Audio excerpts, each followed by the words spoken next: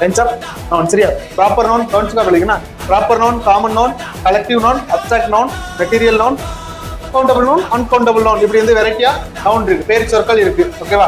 இப்போ proper noun அப்படின்னா என்ன அர்த்தம்னா ப்ராப்பரா இருக்க ஒருத்தருக்கு அதை நம்ம சேஞ்ச் பண்ண முடியாது, மேக்ஸிமம் சேஞ்ச் பண்ண முடியாது. Okay, for example proper noun Kumar Muthu, உங்க பேரு பேரு அப்புறம் பிளேஸோட பேரு இதெல்லாம் இதுல வரும், ப்ராப்பர் நவுன்ல வரும். காமன் நவுன் அப்படின்னா பொதுவா வரும், பொதுவா வரும். சரியா? ஃபார் எக்ஸாம்பிள் பீப்புள், ட்ரீ பொதுவா தான் இருக்கும், அது ஒட்டுமொத்தமா மரங்கள், மக்கள். இப்படி முடிச்சிட்டா அப்ப இதுல வரும் காமன் நவுன். கலெக்டிவ் நவுன் இதுல வரும், குரூப்பா இருப்பாங்க அவங்க வந்து. ஃபார் எக்ஸாம்பிள் வேற யாரெல்லாம் குரூப்பா இருப்பா, ஆர்மி, போலீஸ், இவங்க எப்படி இருப்பாங்க, ஒரு குரூப்பா இருப்பாங்க. அப்ப கலெக்டிவ் நவுன் என்ன ஒரு குரூப், ஃபேமிலி வரும்.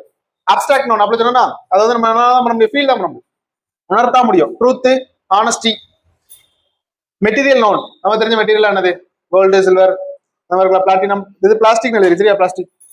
ஓகே, கவுண்டபிள் நவுன் இதெல்லாம் என்ன சொல்ல முடியுமா அதெல்லாம் இதுல வரும், கவுண்டபிள் நவுன்ல வரும். சரியா? அன்கவுண்டபிள் நவுன் என்னையே சொல்ல முடியாது, ரைஸ், ரெயின், இதுல என்ன பண்ண முடியாது, எண்ணி சொல்ல முடியாது. அப்ப அது அன்கவுண்டபிள் நவுன். சரியா? நவுன் அவ்வளவுதான்.